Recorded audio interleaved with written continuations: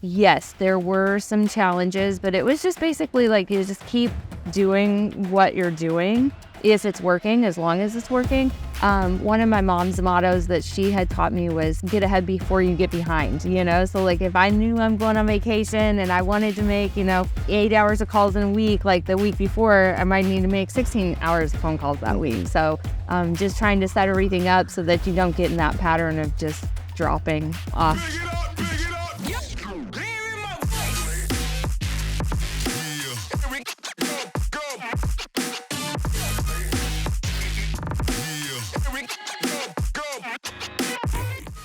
Well, welcome to Let's Talk Real with Mel. We are here with Rachael Smith, Big Bear Lake, California, on a team. Yep. On a team of Compass, right? Yep. Okay. And why don't you tell us your team, kind of what your business looks like? Yep. So I joined with Compass, SoCal Resorts. We started as Remax about 8 years ago, and then transferred over to Compass about 4 years ago. There's 2 team leads. I'm one of about 8 agents on the team. And then myself, we kind of all run individually under that team name. And I've got a VA that helps me out, and then a TC. Okay. And you sell a house or two, right? A couple of houses. How many houses as a solo agent with a TC, a shared TC, and your own VA, though, right? How many houses did you sell last year? Last year was about 60, which was down. I think the year before that was about 89. One year I got to like 100. I was trying to do 2 a week, but then I got tired and I dropped 100 houses in a year. You got 89 houses in a year. Yeah. So one agent. Right. Okay. By yourself with a VA and a shared and a part-time TC. Right. Yes. Oh. Yeah. Because that TC helps everybody on the team. Okay. Mm-hmm. That's pretty awesome. Yeah. So you can probably have some ham with your cheese sandwich. Right. A little bit. Some peanut butter with your jelly. Right. Good stuff. I like that. What got you into, you said you've been licensed about 8 years, you said? Yep. Mm-hmm. What got you into real estate? So I was at the Kentucky Derby, and it sounds like it has nothing to do with real estate, but I met a drunk gentleman that he owns a vacation rental company in California. And he just made really good friends with all of us, and then offered us a job that day to come out and work for his vacation rental company, which was before Airbnb was even in existence. Okay. So we were renting out short-term rentals and everything with him. And then from there, he owned Keller Williams and said, Rachael, since you're managing my call center, will you also manage my real estate agent? So I got my license so that they would respect me. And then I went into real estate and coaching them. And then I was like, none of them want to listen to me. So I'm just going to go into real estate myself. Yeah. Right. Do it myself. So that was my journey. All right. If you listen, I'm telling you guys the good stuff. And if you're not listening, if you're not going to do it, somebody's got to do it. It's easy work. Yeah. Right. And so you made light work of it. Show up and do it. Yeah. 89 houses in a year. Yeah. Awesome. Yeah. And that was before COVID too. So, yeah. Right. So I'm sure that, or correct me if I'm wrong, that it wasn't always easy. Just tell us a little bit about kind of those first months or that first year of real estate, and what that was like. It was kind of always easy for me. Okay. My mom trained me when I was like 6. We used to, like, how they sell candy bars at school? Okay. Like my mom was like, y'all are going to win. Like, there's no doubt about it. Like, I mean, it's a competition. It's a challenge. You, your brother and your sister are going to win your grade kind of thing. So my mom was always about competition and making us always be at the top kind of thing. So I think my first month in real estate, I think I opened like 4 or 5 escrows. So my thing became like always hold on to 5 escrows, like, always trying to have 5 at a time going. And then there's certainly been like challenges throughout the year, like during COVID, where you had to figure out like, okay, like getting a buyer into escrow is impossible right now. So then it was switch over to sellers at that time too. So yes, there were some challenges, but it was just basically like you just keep doing what you're doing if it's working, as long as it's working. One of my mom's mottos that she had taught me was get ahead before you get behind, So like if I knew I'm going on vacation and I wanted to make, 8 hours of calls in a week, like the week before, I might need to make 16 hours of phone calls that week. So just trying to set everything up so that you don't get in that pattern of just dropping off. Yeah. So it sounds like, so growing up in a competitive household, right? Sounds like. So how did you and your siblings growing up? Right. how did you guys interact with this healthy Right. competition Yeah, that mom was fostering? it was healthy, but my brother was always the loser. Like, he was the older brother, and I was the middle, and my sister was the younger one. So at the time, like, we were like the younger girls, so like my brother would go up to a house and try and sell a candy bar, and then people would be like, nah, I don't want it. And then me and my sister would follow up, and they'd be like, we'll take the whole box. Right. So he was really kind of like butthurt about it a little bit, and sad. But we always like kind of split it and like helped him out too. So like if we would sell our box out first, we'd be like, all right, let's go sell Brandon's box too. So like he didn't get off the hook and like get to watch us do it, but he So you got guys to help. You guys still work together, Right. So then when he won his award, did you guys take No. some of the credit? Right. Well, we get to go to dinner with the principal too. Right. Yeah. No, principal wouldn't allow that. All right. So that would be cheap. Right. Yeah. Right. Exactly. Yeah. So we were a team, but not really a team. All right. Yeah. Cool. So that set the stage Right. for your real estate business. And so you went from so you said you were at the Kentucky Derby. Are you from that area? Yes, I'm from Louisville, Kentucky. Louisville. They got so many different ways to say it. Yeah. Louisville. I don't even know how it actually is pronounced. My captain in college on the wrestling team was from Louisville. Yeah. Yep. Kentucky state champ. My dad was a wrestler too. Okay. Yeah. Good My stuff. dad might have been your Could have been my coach, right? Coach Con. right. Yeah, right. All right, no, good stuff. So you went from Kentucky, and then you uprooted and moved to California. Yep. And pursued this real estate career, which turns out was a good choice. Right, because when I was getting out of college, it was during that time of like it's so hard to get a job. I don't know if you remember those days, like not too long ago, but it was hard to get a job within your career, when you were right out of college. So to have this guy that owned his own company offer you a job in like management and marketing, which is what you just graduated from, it was like, okay, so that was what you were going to school for, business management, marketing. Right, yeah. And what did you aspire to be before? I mean, when I you was grew up? probably headed in the route of just following with the family trade, which was teaching, which had nothing to do with sales or competition or anything like that. Because I actually was teaching at the time at elementary school. Yeah. School teachers make excellent realtors. Yeah. Then Turns I out. would imagine. Yeah, it's cool. Yeah. Because of the patience. Right. Where other people they don't have you have to be very Right. patient. That's true. And be a servant and really take your time with the student. If you want to make sure that all the kids grasp, of course, the smart kids are going to grasp it. Sometimes the work is put in with. Yep. And that seems to be the people I gravitate towards is let's get there. Not the like quick ones. The overachievers. Yeah. This is the house I want. I know what I want. Like the investor class. I'm like, you're not for me. Yeah, I know. I want the hard work. You are. Right. I know. I want the hard work. All right. So outside of real estate, what do you like to do? Scuba diving, I heard. Yeah. I blew out my eardrum. So I went scuba diving, got my license for there. Thank you, Aaron. Thank you. And then, but normally I'm running. Like yesterday during the break, I just went for a run. I was doing Ironman a lot.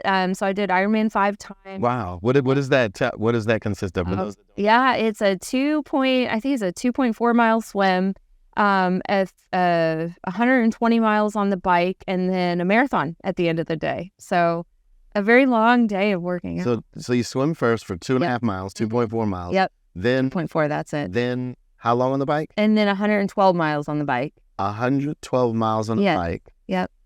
And then a marathon. Then 26.2 miles. Right. Yeah. Yeah. In one day. Yeah. In one day. Interesting. And that was like. And you did that 5 times. 5 times. Yep. In Louisville at the Ironman there. But then since then I had 3 kids, 3 little girls. So, hanging out with them is a top priority right now.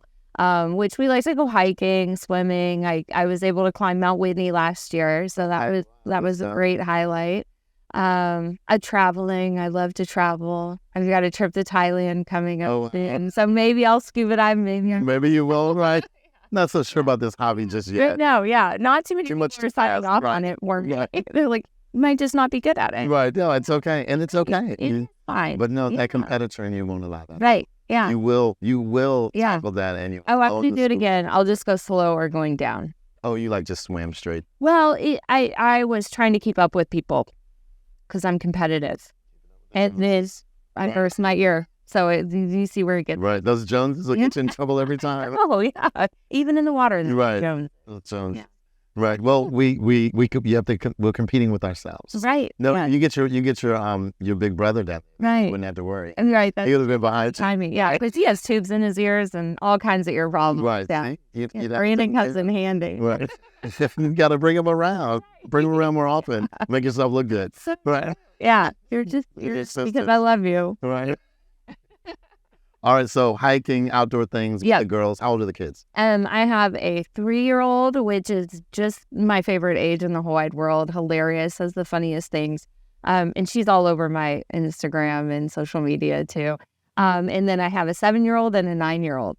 Okay. So things are starting to be at that dramatic phase in the house. Yeah, you're busy. Yeah. And you make time to squeeze out 60, 70, 80, 90, 100 transactions. Because I'm kind of the person where it's like, if I'm not overly busy, I don't want any of it. You know, like I have to pack my schedule in too much. Otherwise, I'm not as motivated for some reason. Kind of weird. So you need that. So sounds like you're high D. Right. Personality, you like to get it done. You need to try to get a lot done. It is. Yeah, exactly. But I love working. Like I could work every day of my life if I could. Yeah. 25 hours worth of work in a 24-hour day. Exactly. Right. Let's do it. Yeah. I mean, I'm one of those like Enneagram 8s where it's just like, I love to work. Give me the work. You know, I'll get it done. Don't worry about it. You know, weirdos. Good stuff. Good stuff. Well, listen, that you don't get to 100 transactions by, taking it easy. Right. You have to be a driver. You have to push through. So speaking of pushing through, what was the time? I know that, life, business, ups and downs, we all have personal stories. We're all doing the best we can with the resources we have at the time. Right. What's the time in your life or in your business where things were not, even if things maybe were not as optimistic. Right. Or you were having a time of challenge that you had to kind of. To last year. Okay.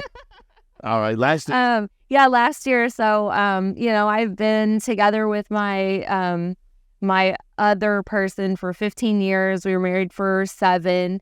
And then just finally decided that we're not each other's person anymore. So separating and going through a divorce was a very traumatic, hard experience to go through, especially with 3 little girls that are looking at you like, what? What's wrong with you two, right? And really for reasons that don't even seem like anything, it wasn't like there was any big event that caused it too. So that was very hard, but in order to take my mind off of that, I got into coaching. So I overpacked my schedule even more. And now my coach is actually telling me to take things off my schedule, and I don't like that at all. I want you to delegate more. Well, but I also have, I think, about 6 coaches. And so he was like, maybe that's too many. Yeah. So how did you, going through separation, getting another coach, right? Selling, a ton of houses, right? How do you kind of, how did you navigate that? Mainly just working on myself, like focusing on myself, trying to routines and schedule. That is huge for me. If I don't start my day right, my day doesn't exist for me. Like the rest of the day is just, unless I can go back and restart it kind of thing. So that's really huge for me, and just like knocking out particular things every day. Aaron and I talked about a couple weeks ago. Basically, like if you can win the day, you win your life. Like if you're able to do the little things every day that are going to give you a great life, like you're going to get there. Yeah, like your phone calls. Right. Exactly. Yeah. Like your phone calls. So how many hours of phone calls? I usually do about an hour and a half a day on phone calls, and I just have a little kitchen timer that really just do go and just make sure it at least hits 90 minutes that day. Yeah. And if you do that, yeah. So you hear that you if you make your calls for 90 minutes a day, potentially you could sell 89 houses a year. Yeah.